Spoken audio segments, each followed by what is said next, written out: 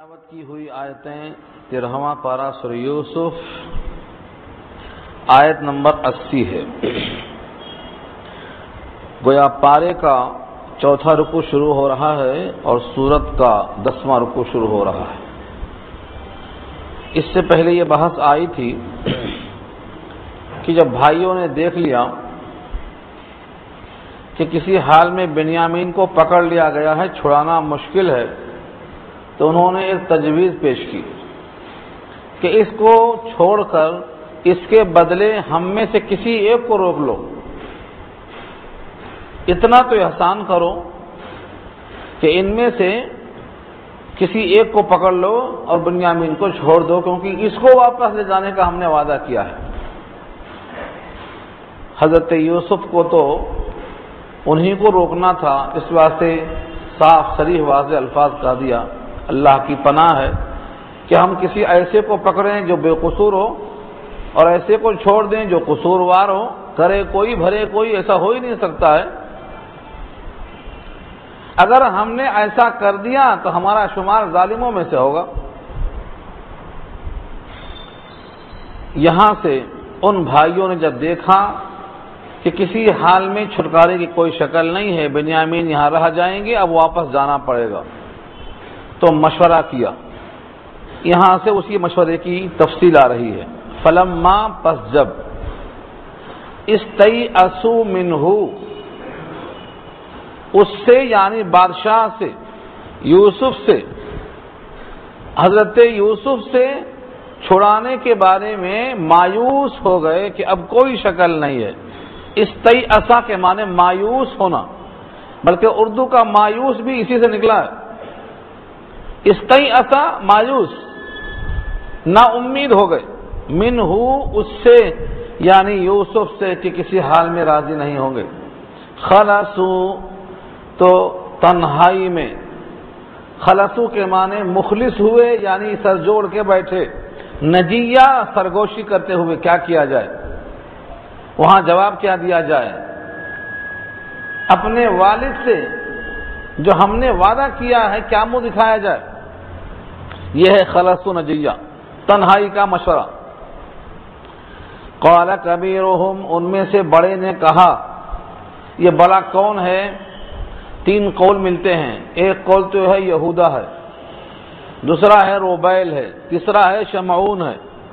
یہ تینوں میں سے بڑا یا تو عمر کے لحاظ سے ہوگا بھائیوں میں، یا عمر کے لحاظ سے بڑا نہ ہو لیکن تجربے کے لحاظ سے بڑا ہو۔ کہتے ہیں سادی بزرگی عقلست نہ وصال، جو عقل مند زیادہ ہو وہی بڑا ہوتا ہے، عمر سے کچھ نہیں ہوتا۔ تو اس کی باتیں بڑی حکیمانہ تھیں۔ اس سے پہلے کنویں میں ڈالنے کی تجویز اور قتل سے روکنے کی تجویز انہی کی تھی۔ انہوں نے کیا کہا، الم تعلموا، کیا تم کو یہ بات نہیں معلوم، ان اباکم، کہ بے شک تمہارے والد نے، اباکم کیوں کہا، ابانا نہیں کہا، ہمارے والد نے نہیں، تمہارے والد نے، تاکہ تمہارے اندر اس وعدے کا احترام زیادہ جاگ اٹھے۔ ہمارے تو والد ہیں ہی تو ہم مشورہ دے رہے ہیں ایسا، تمہارے بھی والد وہی ہیں۔ ان اباکم، تمہارے والد نے، قد اخذ علیکم موثقا من اللہ، تم سے پہلے پختہ مضبوط قول و قرار اللہ کی طرف سے لے رکھا ہے، کیا کہ تم بنیامین کو بہر صورت واپس لاؤ گے۔ وَمِن قَبْلُ مَا فَرَّطْتُمْ فِي يُوسُف، اور اس سے پہلے جو کچھ تم نے کوتاہی کی ہے یوسف کے بارے میں، وہ ایک شرمندگی ہے، منہ چھپانا پڑ رہا ہے، اب یہ بھی شرمندگی ہے، منہ چھپانا پڑ رہا ہے، یہ دو شرمندگی کہاں جائیں گے ہم؟ بنیامین کے ساتھ کیا ہو گیا؟ فَلَنْ أَبْرَحَ الْأَرْضَ، اس لیے میں تو ہرگز یہاں سے ٹلتا نہیں۔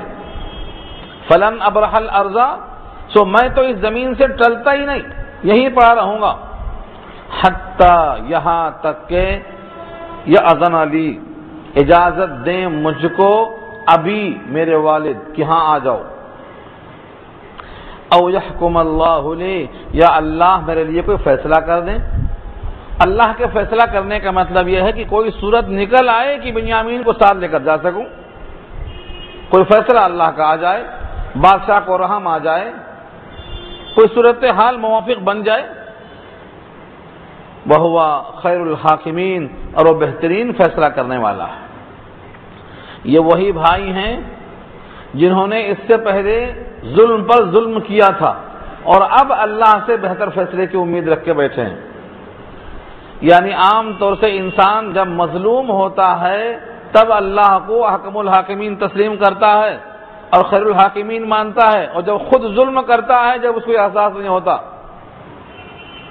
آج بھی ایسا ہی ہے، جب تک اپنی پالیسی غالب رہتی ہے تب تک یاد نہیں آتا، جب مظلوم بنتا ہے تو بولتا میں نے اللہ پہ چھوڑ دیا، پہلے چھوڑ دیا ہوتا اللہ پہ تو نوبت نہیں آتی۔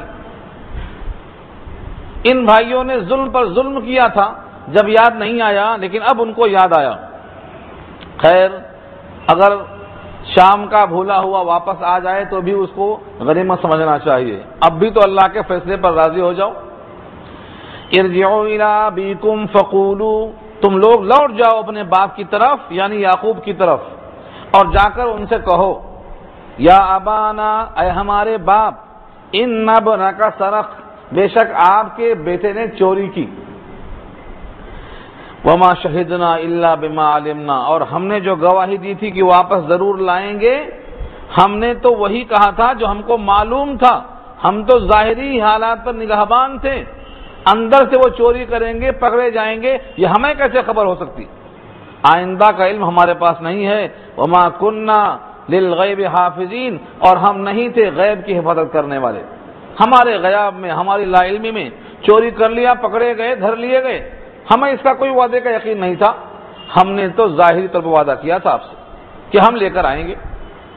یہاں سے فقہا نے کئی مسائل کا استنباط کیا ہے کہ آدمی اسی حد تک کسی کی نگہبانی کا وعدہ کر سکتا ہے جو ظاہر ہو، باطن میں کیا حالات پیش آئیں گے، اپنے علم و قدرت کے باہر کیا بات پیش آ جائے گی، آدمی اس کا ضامن بن ہی نہیں سکتا ہے۔ اور اس کے بعد کیا ہوا، جو قریہ والے ہیں، جو مصر کا قریہ ہے، وہاں کے لوگوں سے معلوم کر لو اگر ہم جھوٹے ہیں، آ جاؤ تحقیق کر لو۔ وَاسْأَلِ الْقَرْيَةَ الَّتِي كُنَّا فِيهَا، اس گاؤں والوں سے آ کر سوال کر لو، مصر والوں سے جس میں ہم تھے، جہاں یہ واقعہ پیش آیا ہے۔ کیسا ٹھوک بجا کے بول رہے ہیں یہ لوگ، کیونکہ معلوم ہے کہ اب کی دفعہ سچے ہیں ہم۔ جب بھیڑیا کھا گیا تھا یوسف کو، جب ایسا ٹھوک بجا کر نہیں کہا تھا چلو میدان میں دیکھ لو وہاں بھی نشان موجود ہیں بھیڑیے کے، وہاں وقت نہیں آیا تھا، نہ یوسف علیہ السلام کو بھیڑیا کھایا اور نہ والد محترم کے دل میں یہ خیال ڈالا گیا کہ چلو جا کر دیکھو نہیں کون سا کنواں ہے، کون سا میدان ہے، کہاں بھیڑیا آیا، کسے کھایا۔ گھر سے جا کر تحقیق کرنے کی نوبت نہیں آئی، لیکن اب تو نوبت آ رہی ہے۔ کیوں؟ کل امر مرہون باوقاتہا، ہر کام کا ایک مقرر وقت، وہ شاید اب وقت آ گیا ہے۔ اس لیے بھائیوں نے ٹھوک بجا کر کہا کہ جاؤ مصر والا شہر موجود ہے، وہاں پر جا کر تحقیق کر لو۔ لفظ قریہ بول کر گاؤں مراد نہیں لینا، قرآن کریم میں قریہ اس کی جمع قرى، شہروں کے واسطے بھی استعمال کیا گیا ہے۔ خود مکۃ المکرمہ کو بھی اللہ نے ام القریٰ کہا ہے، تمام شہروں کی جڑ کہا ہے اس کو۔ تو قریہ بول کر گاؤں مراد لینا ضروری نہیں ہے، کبھی کبھی قریہ مانے گاؤں، کبھی کبھی شہر۔ یہاں مراد ملک مصر ہے، اور ملک مصر اس سے پہلے ہی کئی لوگوں کا پائے تخت بن چکا ہے۔ وَاسْأَلِ الْقَرْيَةَ الَّتِي كُنَّا فِيهَا، اس گاؤں سے پوچھو یعنی گاؤں والوں سے پوچھو۔ قریہ بول کر اہل قریہ، گاؤں بول کر گاؤں والے مراد دیا قرآن نے، پوچھو جا کر ان گاؤں والوں سے۔ الَّتِي كُنَّا فِيهَا، جس میں ہم تھے، وَالْعِيرَ الَّتِي أَقْبَلْنَا فِيهَا، اور وہ قافلہ والے جو ہم سے آگے اسی اندر موجود تھے۔ اقبلنا فیہا کے معنی جو ہم سے پہلے شامل ہو کر یہاں آئے ہیں، ان سے بھی ذرا پوچھ لیجئے۔ مطلب دو گواہ، جہاں یہ واقعہ پیش آیا وہاں تحقیق کر لیجئے، جو قافلہ ہمارے ساتھ ساتھ آیا ہے اس قافلے والے خود اس شہر کے کنعان کے ہیں، ان سے پوچھ لیجئے۔ وَإِنَّا لَصَادِقُونَ، اور بے شک ہم سچے ہیں، اور بے شک ہم سچے ہیں۔ جب بھی کہا تھا وَمَا أَنْتَ بِمُؤْمِنٍ لَنَا وَلَوْ كُنَّا صَادِقِينَ، اگر ہم سچ کہیں تب بھی ہماری بات کو آپ نہیں مانیں گے. اور یہاں بھی کہتے ہیں وَإِنَّا لَصَادِقُونَ، ہم سچے ہیں. حقیقت میں وہاں سچے نہیں تھے، یہاں ضرور سچے ہیں یہ، لیکن دودھ کی جلی بلی ماٹھا پھونک پھونک کے پیتی ہے. حضرت یعقوب نے وہی جملہ استعمال کیا، قَالَ بَلْ سَوَّلَتْ لَكُمْ أَنفُسُكُمْ أَمْرًا فَصَبْرٌ جَمِيلٌ. یہی الفاظ وہاں بھی تھے، بلکہ تم نے گڑھ لیا ہے، تمہارے جیوں نے گڑھ لیا ہے ایک معاملہ. نہ یوسف کو بھیڑیا کھایا، نہ بنیامین نے چوری کی، یہ ہو ہی نہیں سکتا ہے، تم نے دونوں گڑھ لیا ہے. فصبر جمیل، صبر کرنا ہی بہتر ہے. وہاں بھی صبر کیا تھا اور یہاں بھی صبر کریں گے. عسى اللہ، امید ہے کہ اللہ، ان یأتینی بہم جمیعا، یہ کہ لے آئیں میرے پاس ان سب کو اکٹھا. یہ کیسے معلوم ہوا؟ بھیڑیا کھا گیا، چوری میں پکڑے گئے، لیکن حضرت یعقوب اللہ سے یہ امید لگائے بیٹھے ہیں کہ اللہ ان دونوں کو اکٹھا میرے پاس لے آئے. انہ هو العلیم الحکیم، بے شک وہ جاننے والا حکمت والا ہے. اس آیت میں بہت طویل کلام ہے. اکثر لوگ جو اوپر سطحی الفاظ دیکھتے ہیں وہ یہاں تک نہیں اترتے. حضرت یعقوب نے خواب کی تعبیر دی تھی، یاد ہے؟ جو شروع میں آیا تھا، 11 ستارے جو تم نے دیکھا ہے کہ تم کو سجدہ کر رہے ہیں، سورج بھی اور چاند بھی سجدہ کر رہے ہیں. ابھی یہ خواب کی تعبیر تو پوری ہی نہیں ہوئی ہے، اور یہ خواب الہامی خواب تھا، اس کو پورا ہونا ہی ہونا ہے. اور ان کو معلوم تھا کہ یہ بھائی ہی ستارے ہیں اور سورج چاند اس کے ماں باپ ہیں، لہذا یہ خواب کی تعبیر آج نہیں تو کل پوری ہونی ہے. اس لیے کہا عسى اللہ ان یأتینی بہم جمیعا، کیونکہ وہ خواب کی تعبیر تو پوری ہونا باقی ہے ابھی. یہ ہے انبیاء کی نگاہ. حالات پورے تتر بتر ہو گئے، لیکن اللہ کے وعدوں پر ایسا یقین ہے کہ اس خواب کی تعبیر بھی ہو کر رہے گی، بس یہ امید لگائے بیٹھے ہیں. عسى اللہ ان یأتینی بہم جمیعا، امید ہے کہ اللہ مجھ تک پہنچائے ان دونوں کو اکٹھا. انہ هو العلیم الحکیم، بے شک وہ علم و حکمت والا ہے. یعنی اس کے علم کا تقاضا یہ ہے کہ اس خواب کی تعبیر پوری ہو، اور حکمت کا تقاضا یہ ہے کہ میری ابتلا اور آزمائش مکمل ہو. یہ ابتلا و آزمائش کیا ہے؟ کئی روایتوں میں آیا ہے. حضرت یوسف کا حسن بتا چکا ہوں میں آپ کو. سو رہے تھے، نماز میں حضرت یعقوب کی نگاہ ایک دم سے بیٹے پر پڑ گئی.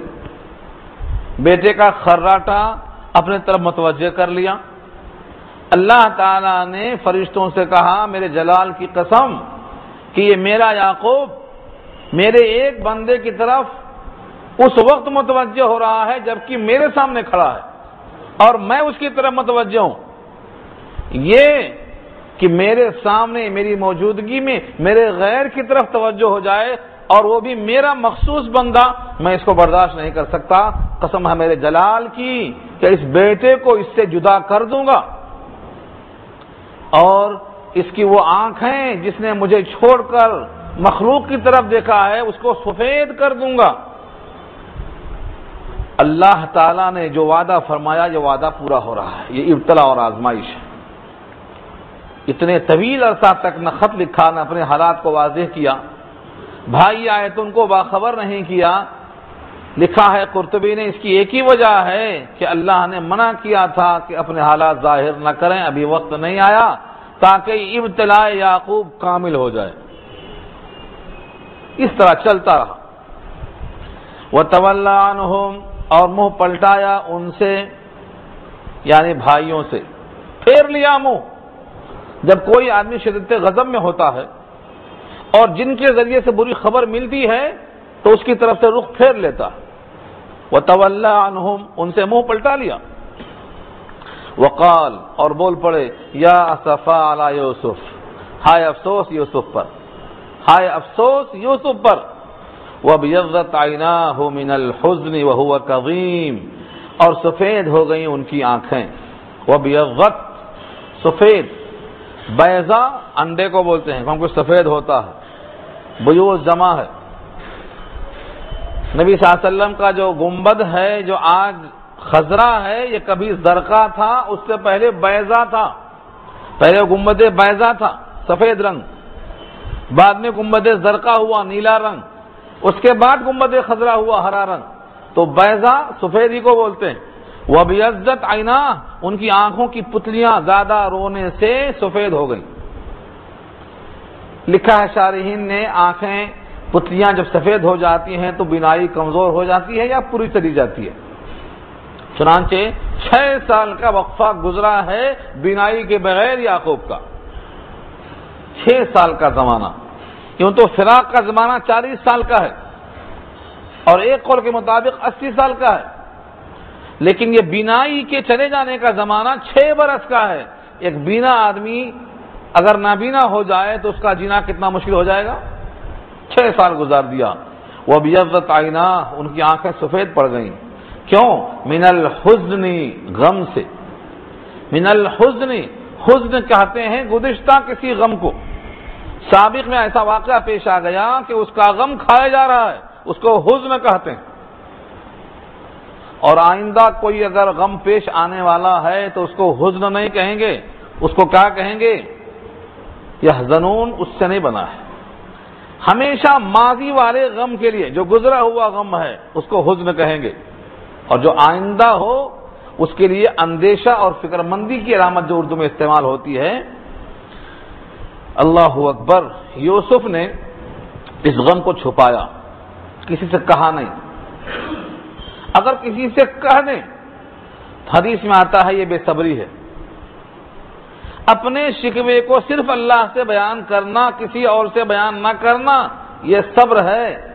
اور اپنے شکوے کو اللہ کے غیر سے بانٹتے پھرنا، حدیث میں آتا ہے یہ بے صبرہ ہے، صبر نہیں کیا اس نے۔ کیونکہ دنیا میں کوئی اس غم کو دور نہیں کر سکتا ہے تو شکوہ کرنے سے کیا حاصل۔ لیکن جب آدمی غصے کو پیتا رہتا ہے اور اتنا زیادہ غم ہو جاتا ہے اس غصے کو اندر سے، تو آدمی اس کو پیتے پیتے پیتے گویا کہ غصے سے بھر گیا، جسے کوئی مٹکا پانی سے بھر جائے، ایسے انسان کا ضمیر اور اس کا جسم اور اس کا قلب غموں سے بھر گیا۔ وہ ہوا قزیم، کہا قرآن نے اس کو، وہ ہوا قزیم، غموں سے بھر گیا تھا، گھٹتے گھٹتے اپنے آپ کو خرن محسوس کر رہے تھے۔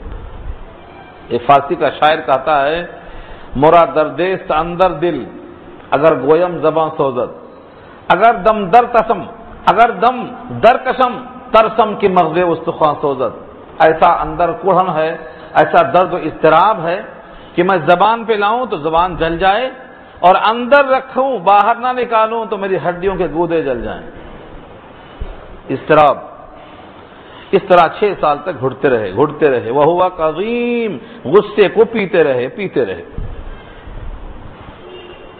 لوگ کہتے ہیں غصہ پیتے رہنے سے غم ختم نہیں ہوتا، اور اگر کسی سے بیان کر دیا جائے تو غم ہلکا ہو جاتا، لیکن یہاں بیان کرنا بے صبری ہے، اس واسطے غم بڑھاتے گئے مگر کسی ذکر نہیں کیا۔ کبھی کبھی کہتے، جا کے یوسف کی تلاش کرو، ہائے یوسف، ہائے بنیامین، تو بھائی بولتے تم اتنا زیادہ چرچا کر رہے ہو یوسف کا، جب دیکھو یوسف، سدا لگے ہو یوسف کے ذکر میں، لگتا ہے تم پگھل جاؤ گے یا ہلاک ہو جاؤ گے۔ بھائیوں کو ترس آیا، اتنا چرچا کیا۔ قالوا تاللہ، کہنے لگے خدا کی قسم، تفتؤ تذکر یوسف۔ تفتؤ فتوا سے بنا ہے یہ، تفتؤ جس کے معنی آتے ہیں پوچھنا، پوچھتے ہی رہنا۔ کس کو؟ تفتؤ تذکر یوسف، یوسف کا تذکرہ کرتے ہی رہتے ہو، سدا پوچھتے ہی رہتے ہو، حتی تکون حرضا، یہاں تک کہ ہو جاؤ گے تم گھل گھل کر بے دم۔ حرض کے معنی آتے ہیں ہارا زواد الف، حرض پگھل جانا۔ او تکون من الہالکین، یا ہو کے رہ جاؤ گے ہلاک ہونے والوں میں سے۔ اتنا صدمہ۔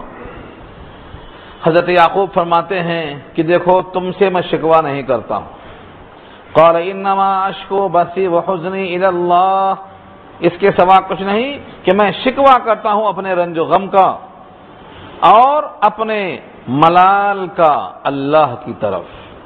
اشکو بسی، اشکو میں شکوہ کرتا ہوں، بسی اپنے رنج کا، وہ حزنی اور اپنے غم کا، اللہ اللہ کی طرف. تم سے میں کوئی بات نہیں کہتا ہوں.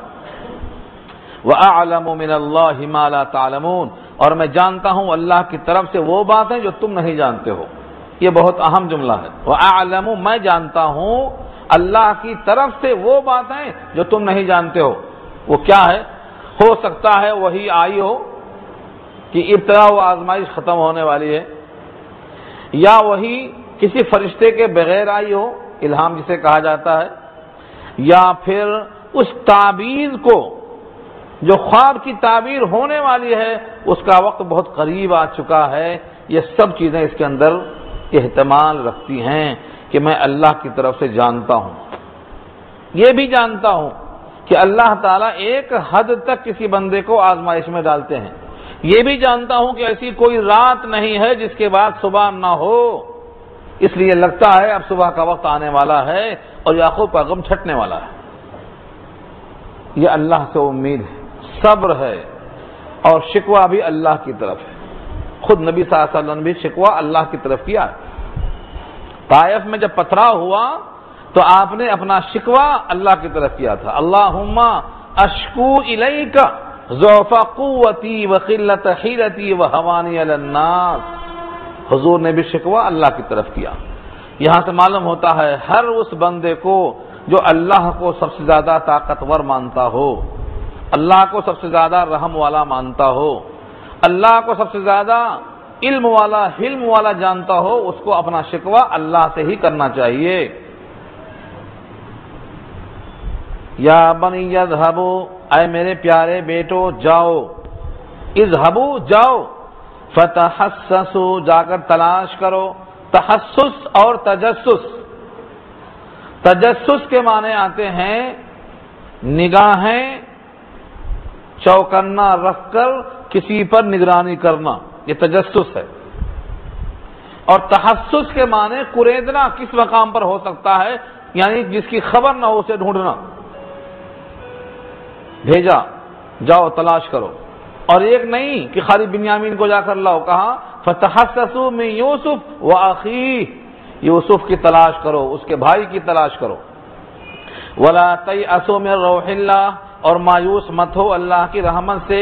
یہاں روح بمانا رحمت، اللہ کی رحمت سے مایوس مت ہو. اگر دبھی بھیج دیا ہوتا یا خود چلے گئے ہوتے تو یہ پوری کہانی نہ بنتی، لیکن اس وقت توفیق نہیں ہوئی. اب حکم ہوتا ہے کہ بیٹوں کو بھیجو. کہاں بھیجیں، کدھر بھیجیں؟ ایک کا تو پتہ معلوم ہے کہ وہ ملک مصر میں چوری میں پکڑے گئے ہیں بنیامین، لہذا وہاں بھیج دیا. اور دوسرے کی طرف دماغ میں اشارہ ہوا، آگے الفاظ آ رہے ہیں. حضرت یعقوب نے کہا مصر ہی میں جاؤ. انہوں نے دیکھا کہ وہ جو غلہ ہے، غلے میں پونجی واپس آ گئی، تو ان کو معلوم ہوا کہ اتنا شریف النفس اور اتنا کریم اور اتنا سخی کہ غلہ بھی واپس کر دیا اور پونجی بھی واپس کر دیا. ایسا لگتا ہے کہ کوئی شریف خاندان کا بادشاہ گزرا ہے، لہذا جا کر کے وہیں تلاش کرو. کیونکہ ان کو یقین تھا یوسف کو بھیڑیے نے کھایا نہیں ہے، وہ جھوٹ ہے، اور یوسف ضرور کہیں نہ کہیں زندہ ہے. کیوں؟ کیونکہ خواب کی تعبیر ابھی باقی ہے. اس لیے تلاش کرنے کے واسطے کہا وہیں جاؤ، کیونکہ وہ بادشاہ ایسا معلوم ہوتا ہے کہ بہت شریف النفس ہے. وَلَا تَيْأَسُوا مِن رَوْحِ اللَّهِ، میرے پیارے بیٹو جاؤ تلاش کرو یوسف کو، اس کے بھائی کو، اور مایوس مت ہو اللہ کی رحمت سے. إِنَّهُ لَا يَيْأَسُ مِن رَوْحِ اللَّهِ إِلَّا الْقَوْمُ الْكَافِرُونَ. اللہ کی شان ہے کہ اللہ کی رحمت سے مایوس نہیں ہوتے ہیں مگر وہی لوگ جو کافر قوم ہیں. کافر اللہ سے مایوس ہو سکتا ہے، مومن اللہ سے مایوس ہو ہی نہیں سکتا ہے، کیونکہ اللہ کی رحمت سے زیادہ کسی کی رحمت نہیں، اس کی قدرت سے بڑھ کر کسی کی قدرت نہیں، اس کے علم سے بڑھ کر کسی کا علم نہیں. تو اس سے مایوسی کیوں؟ تمہیں تو اللہ سے امید رکھنا ہی رکھنا ہے. لیکن جن کو امیدیں بتوں سے ہو جائیں جو کہ بے جان ہیں، مخلوق ہیں، وہ دیکھتے بھی نہیں کہ ہمیں کون پوجا کر رہا ہے، وہ پہچانتے بھی نہیں کہ ہمارے ساتھ کیا سلوک کر رہا ہے۔ شاعر کہتا ہے بتوں سے تم کو امیدیں، بتوں سے تم کو امیدیں، خدا سے نو امیدی، بتا تو مجھ کو صحیح اور کافری کیا ہے۔ اللہ سے زیادہ کون ہے اس قابل کہ جسے امید لگائی جائے؟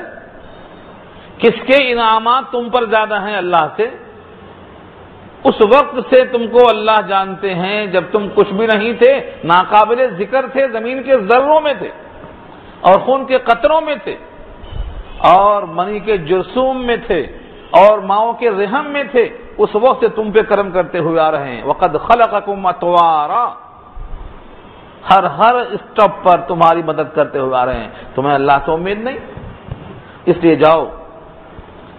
فَلَمَّا دَخَلُوا عَلَيْهِ، جب داخل ہوئے، فلما پس جب، دخلوا علیہ یہ پورے بھائی مل کر مصر میں یوسف کے پاس داخل ہوئے، قالوا بولے ایھا العزیز، اے عزیز، مسنا واہلنا الضر، مسنا کا فاعل ضر ہے، مسنا الضر، ہم کو تکلیف پہنچی اور ہمارے اہل و عیال کو تکلیف پہنچی۔ مسنا واہلنا الضر، ضر متعلق ہے دونوں سے، ہم کو تکلیف پہنچی، ہمارے اہل و عیال کو تکلیف پہنچی، قحط زدہ ہیں ہم، ایسے ملک سے آئے ہیں جہاں قحط ہے، پریشانی ہے، غربت ہے، ہمارے پورے خاندان کو قحط سازی نے کمر توڑ دیے۔ وَجِئْنَا بِبِضَاعَةٍ مُزْجَاةٍ، اور ہم لائے ہیں تمہارے پاس، جئنا آئے ہیں نہیں لائے ہیں، کیونکہ آگے صلہ بے آتا ہے، جینا کے بعد با آئے تو لانا، ہم لائے ہیں کیا؟ بے بضاعت، پونجی، کیسی پونجی؟ مزجات، نکمی پونجی کو مزجات کہتے ہیں، ایسا سکہ جو خود نہ چلے چلانا پڑے۔ آپ بھی کیا بولتے ہیں؟ بھائی دیکھو نوٹ ذرا پھٹی ہے چلا لینا، خود نہیں چلتی ہے چلا لینا۔ کھوٹا سکہ ہے، چاندی اگر ہے تو اس میں کھوٹ غالب ہے تو نہیں چلتی، سونا 24 کیرٹ نہیں ہے 12 کیرٹ ہے تو ملاوٹ تانبے کی چلتے ہی نہیں۔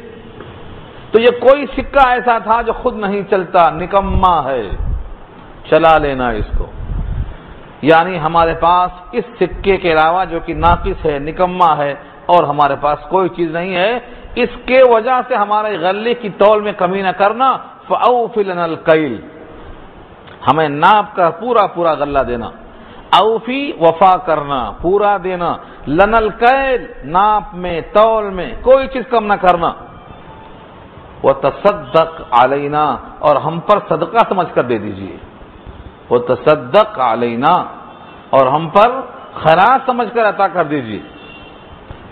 ان اللہ یجزی المتصدقین، بے شک اللہ بدلہ دیتا ہے صدقہ دینے والوں کو۔ اس لفظ پر کئی صفحات لکھے گئے ہیں، کئی صفحات، میں خلاصہ پیش کرنا چاہتا ہوں تاکہ آپ کا وقت کم سے کم لگے اور بات سامنے آ جائے۔ حضرت یوسف اب تک چھپاتے رہے، اب تک کبھی ظاہر نہیں کیا، یہ بھائی آئے اور گئے کیونکہ اس کا وقت نہیں آیا تھا، لیکن ان کے ان جملوں سے ان کا دل چھلنی ہو گیا اور وہ اب برداشت نہ کر سکے۔ کیا کیا جملے تھے؟ نمبر 1، ہم کو قحط سالی کی تکلیف پہنچی ہے اور ہمارے گھر والوں کو۔ ظاہر یہ ہے کہ حضرت یوسف تو پہچانتے ہی تھے، ان کو معلوم تھا کہ گھر والے میرے ابا یعقوب بھی ہوں گے اور والد محترم کو قحط سالی کی تکلیف ہے اور ہم یہاں شاہانہ عائش میں اور ٹھاٹ میں ہیں، تو ان کا دل بھر آیا۔ دوسرا جملہ ہے کہ ہم کھوٹے سکے لائے ہیں، ہمارے پاس ان سکوں کے علاوہ اور کچھ لانے کے لائق نہیں تھا، غربت کا لحاظ۔ پھر بھائیوں نے یہ بھی کہا کہ ہمیں سکے کی خرابی کی وجہ سے ناپ تول میں کمی نہ کرو، بھرپور ناپ کر ہمیں دو تاکہ ہمیں تکلیف کم سے کم ہو۔ اور تیسرا جملہ جو کہا انہوں نے، وہ تصدق علینا، ہم پر صدقہ کرو۔ ان کی آنکھوں میں آنسو اس واسطے آ گئے کہ یہ خاندان ابراہیم کا ہے، ابراہیم کے خاندان میں، اسحاق کے خاندان میں، یعقوب کے خاندان میں، یہ پورے کے پورے نبوت کے خاندان ہیں، اس میں تو صدقہ لینا درست نہیں ہے۔ جیسا کہ آج بھی آپ جانتے ہیں بنی ہاشم کو خیرات دینا جائز نہیں ہے، کیوں؟ احترام، یہ بھی امکان ہے کہ شاید اس زمانے میں صدقہ دینا جائز رہا ہو، لیکن امت محمدیہ میں نبی صلی اللہ علیہ وسلم کے خاندان کو، بنی ہاشم کو صدقہ دینا جائز نہیں ہے. ان کو حلال رقم 97% میں سے دینا چاہیے. لیکن ہر ایک آدمی آ کے پوچھتا ہے مولوی صاحب سید کو زکوٰۃ دے سکتے کہ نہیں؟ جانتا ہے پھر پوچھتا. کیوں؟ کبھی مولوی صاحب غفلت میں بول دی ہاں دے سکتے، جاؤ دے دو. غفلت کا وقت تلاش کرتے، دھوکے میں کہیں کہہ دیں. ایک بار معلوم ہو گیا سید کو زکوٰۃ دینا جائز نہیں ہے، اس کے احترام کے خلاف ہے. آپ کہاں سے کھا رہے ہیں؟ آپ کی بیوی کہاں سے کھا رہی ہے؟ آپ کے بچے کہاں سے کھا رہے ہیں؟ آپ کے مہمان کہاں سے کھا رہے ہیں؟ آپ کے دوست احباب کہاں سے کھا رہے ہیں؟ کیا 100 روپے میں سے وہی 2.5 روپے دینے کے پاسے رہ گئے؟ 2.5 روپے چھوڑ کر باقی 97 کہاں جا رہے ہیں؟ آپ اس میں سے کھلائیے پلائیے ان کو، یہ ہے ان کا احترام کرنا.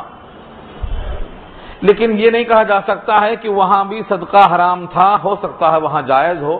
لیکن ایک نبی اپنے بھائیوں کے لیے صدقہ دے کر خوش کیسے ہو سکتا ہے، چاہے حلال ہی رہا ہو؟ اس لیے ان کا دل بھر آیا.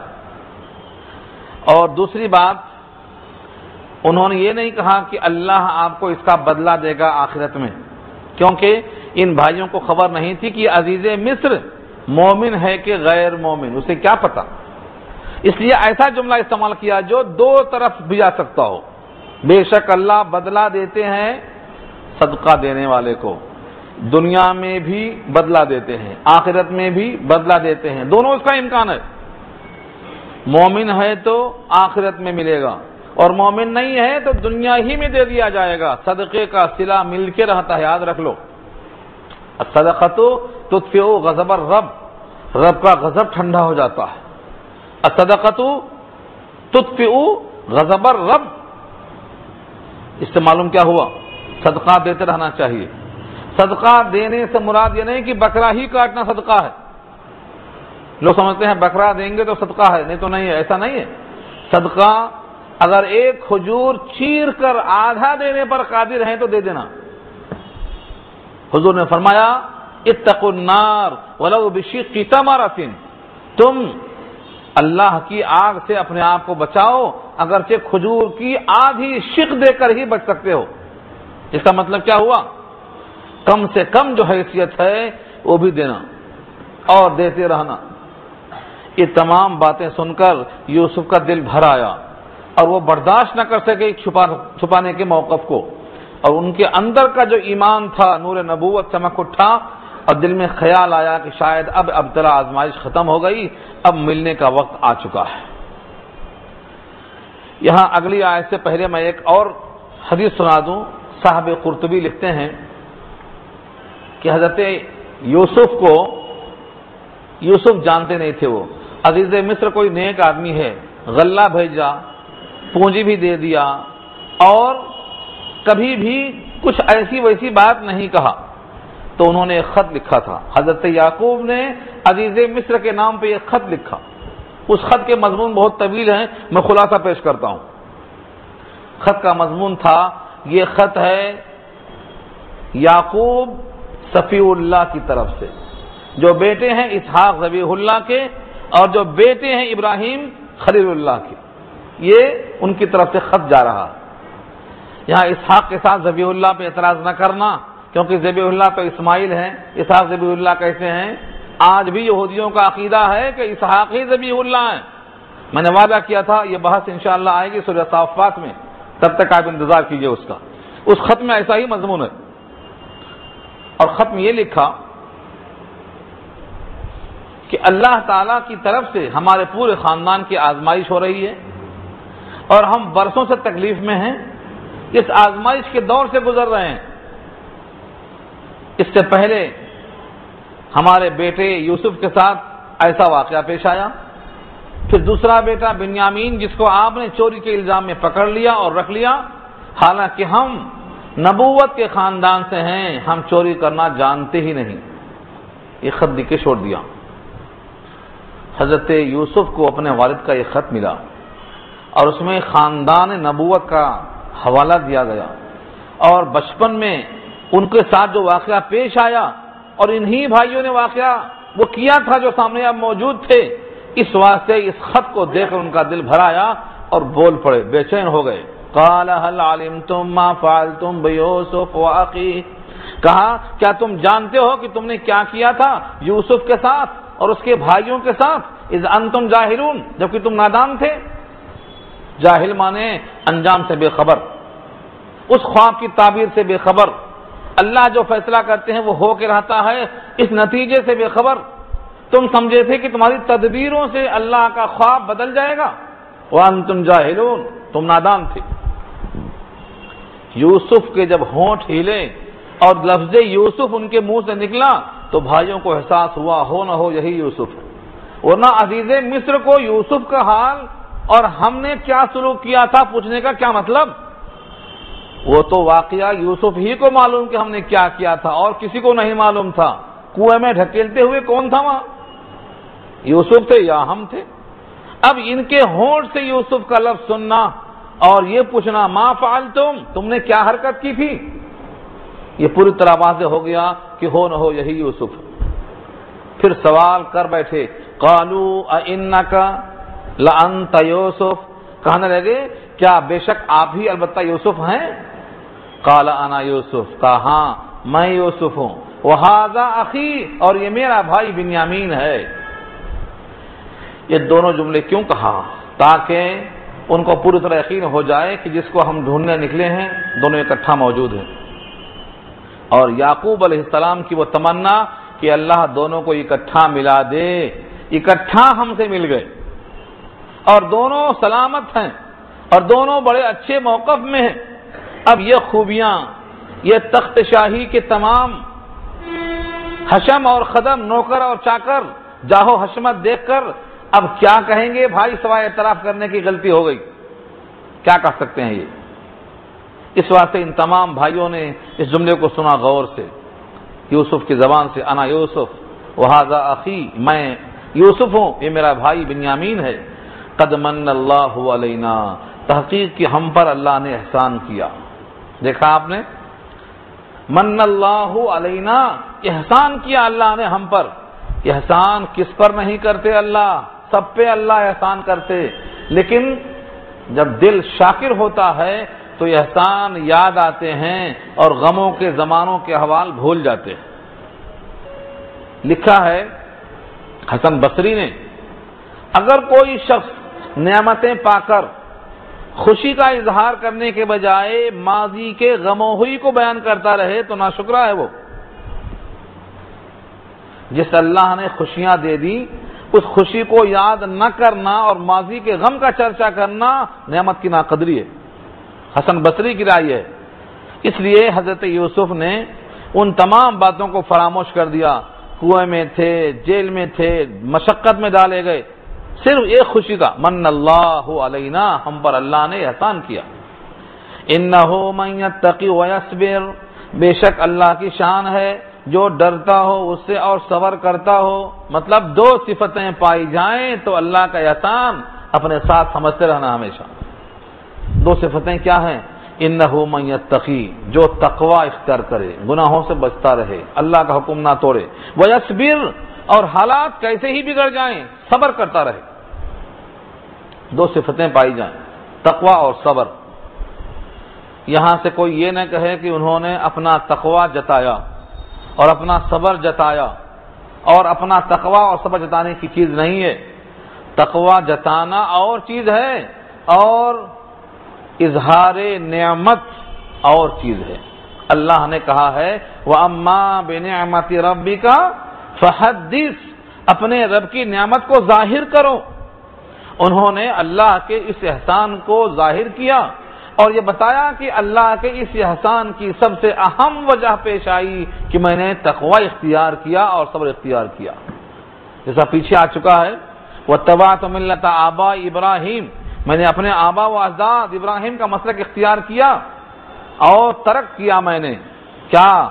ملت قوم، ایسی ملت کا مذہب چھوڑ دیا جو اللہ پر ایمان نہیں رکھتے۔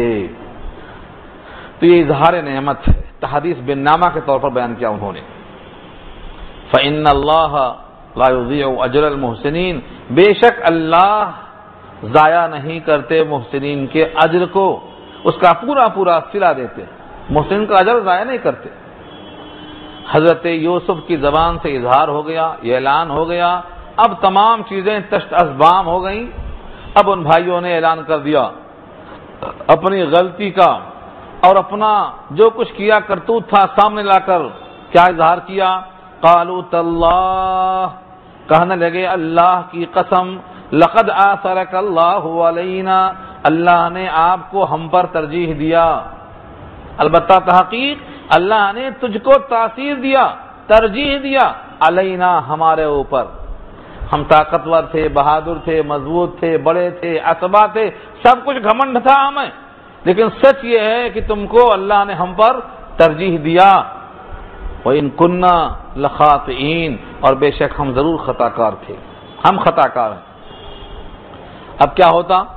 خطا کی سزا ہو، خدا پر جھڑکیاں ہو، پرانے واقعات یاد دلا کر شرمندہ کیا جائے۔ حضرت یوسف نے اپنی شرافت کا اور خاندانی نسب کا بھرپور لحاظ کیا اور کہا تمہارے قصوروں کی سزا دینا تو بہت دور کی بات ہے، اس پر ہم تم کو جھڑکیاں دینا بھی پسند نہیں کرتے، ان کا چرچا کرنا بھی ہم پسند نہیں کرتے۔ لا تثریب، آج تم پر تانا زنی بھی نہ ہوگی۔ لا تثریب، اصل میں تثریب کا جو لفظ ہے سے اور رے اور بے، سرب کے معنی آتے ہیں کسی پر طنز کرنا، جھڑکیاں کسنا۔ مثال کے طور پر حدیث میں آتا ہے اگر بادی زنا کر لے تو اس کو کوڑے مارو لیکن تانے مت دو، دوبارہ پھر غلطی کرے پھر کوڑے مارو لیکن تانا زنی مت کرو، تم ایسی تم ویسی، یا تم ویسی تم ایسی کہنا کیا ہے؟ تانا زنی ہے۔ یہ سزا کا جز نہیں ہے، سزا اتنی ہے شریعت میں کہ کوڑے مارو، مارو اس کو کوڑے، لیکن برا بھلا کہنا یہ شریعت میں سزا کا حصہ نہیں ہے۔ تو لا تثریب، آج تم پر کوئی تانا زنی نہیں ہوگی، کوئی الزام نہیں ہوگا۔ لا تثریب علیکم اليوم، آج تم پر کوئی مواخذہ نہیں ہوگا۔ یہی ٹکڑا تھا بعین ہی جو نبی صلی اللہ علیہ وسلم نے فتح مکہ میں کیا تھا، اعلان کرتے وقت۔ مکہ سے گئے تھے، مدینہ ہجرت ہو گئی، سن 8 ہجری میں مکہ فتح ہو گیا۔ پورے مکے کے اندر بیت اللہ الحرام کو اللہ نے آپ کے ہاتھوں سے صاف کرا دیا، 360 بت باہر نکال دیے گئے، سارے مجرم حرم میں سر نگوں کھڑے ہوئے ہیں۔ آج جتنے مجرم تھے یہ پورے کے پورے مکہ کے زمانے کے 13 سالہ دور کے اور یہ ادھر کے 8 سال کے پورے مجرمین موجود تھے، اور نبی صلی اللہ علیہ وسلم کے ساتھ 10,000 خون آشام تلواریں موجود تھیں۔ ہر ایک کو خطرہ تھا کہ آج گردن ماری جائے گی، کیونکہ اس میں کسی نے گلا گھونٹا تھا، کسی نے آپ کی بیٹی کو ڈھکیل دیا تھا، حمل ضائع کر دیا تھا، کسی نے آپ پہ اوجھلی ڈال دی تھی، سارے مجرم جمع تھے۔ ان تمام مجرموں سے آپ نے پوچھا کہ تم کو آج کیا توقع ہے؟ انہوں نے یہی کہا تھا کریم ابن الکریم ابن الکریم، ہمیں آپ سے توقع کیا ہو سکتی ہے؟ آپ شریف ہیں، شریف زادے ہیں، شریف خاندان کے ہیں، اور شریفوں سے شرافت ہی کی توقع ہو سکتی ہے۔ اس موقع پر حضور نے یہی کہا تھا من دخل دار ابی سفیان فهو آمن ومن اغلق بابه فهو آمن ومن دخل المسجد فهو آمن اذهبوا فانتم الطلقاء لا تثریب علیکم اليوم اذهبوا فانتم الطلقاء، جو ابو سفیان کے گھر میں چلا جائے اس کو پناہ، دروازہ گھر کا بند کر لے اس کو پناہ، حرم میں داخل ہو جائے اس کو پناہ۔ آج تم پر کوئی الزام اور مواخذہ نہیں ہوگا، تم سب کے سب آج بری ہو، تم پر کوئی الزام نہیں۔ وہی یہ اعلان تھا جو یہاں پر آج درج ہے، لا تثریب علیکم اليوم اذهبوا فانتم الطلقاء، تم سب آزاد ہو، تم پر کوئی مواخذہ نہیں ہوگا۔ اس کے بعد اس جملے سے خود ان کی معافی ظاہر ہو رہی تھی، لیکن لفظوں میں واضح کیا یغفر اللہ لکم، اللہ تمہاری مغفرت کر دے، یعنی تمہارے ان تمام خطاؤں پر تم جس پر نادم اور شرمندہ ہو اللہ معاف فرما دے، تمہارے قصور کو مغفرت فرما دے۔ وہو ارحم الراحمین، اور وہ تمام رحم کرنے والوں میں سب سے زیادہ رحم کرنے والا ہے، لہذا تمہارے تمام قصور اللہ معاف فرما دیں گے۔ یہ ظاہر ہو چکا۔ حضرت یوسف نے پورا آشکارا کرنے کے بعد اپنی وہ قمیص نکال کے دیا۔ بتایا تھا میں نے آپ کو کہ اس قمیص کے ساتھ کئی واقعات مستنبط ہوئے۔ وہ قمیص نکال کر دیا جو ان کے گلے میں تھی، بطور تعویذ کے پہنا دیا گیا تھا۔ وہ تعویذ کہاں سے آیا؟ لکھا ہے شارحین نے، جب ابراہیم علیہ السلام کو نمرود کی آگ میں ڈالا گیا تھا ننگا کر کے، تو جنت سے لباس آ گیا تھا تاکہ ان کا لباس اترنے سے پہلے لباس پہنا دیا جائے۔ وہ لباس جنت کا تھا، وہ حضرت ابراہیم سے حضرت اسحاق کو ورثے میں آیا، اور اسحاق سے یعقوب کے پاس ورثے میں آیا، اور وہ ان کے گلے میں تھا۔ جب کپڑا اتار کر ننگا کیا گیا کنویں میں ڈالنے کے لیے، تو وہی قمیص ان کو پہنا دیا گیا تھا، اور وہی قمیص ہے جب قافلہ وہاں سے چلتا ہے تو حضرت یعقوب کہتے ہیں مجھے یوسف کی خوشبو آ رہی ہے، اسی کرتے کی خوشبو ان کو آ رہی تھی، ان کو محسوس یہ ہو گیا کہ ہاں اب قافلہ وہاں سے چل پڑا ہے۔ حضرت یوسف نے وہ قمیص دیا۔ اذهبوا بقمیصی ھذا، یہ لفظ ھذا بتا رہا ہے خاص طور سے یہ میرا قمیص، یہ میرا کرتا تم لے کر جاؤ۔ لفظ ھذا سے اشارہ ہے کہ کوئی مخصوص قمیص ہے، یہ وہی ہے۔ فَأَلْقُوهُ، اور اس کو جا کر ڈال دو، عَلَى وَجْهِ أَبِي، میرے باپ کے چہرے پر، یأتی بصیرا، آ جائے گی بینائی، یا وہ بینا ہو کر آ جائیں گے۔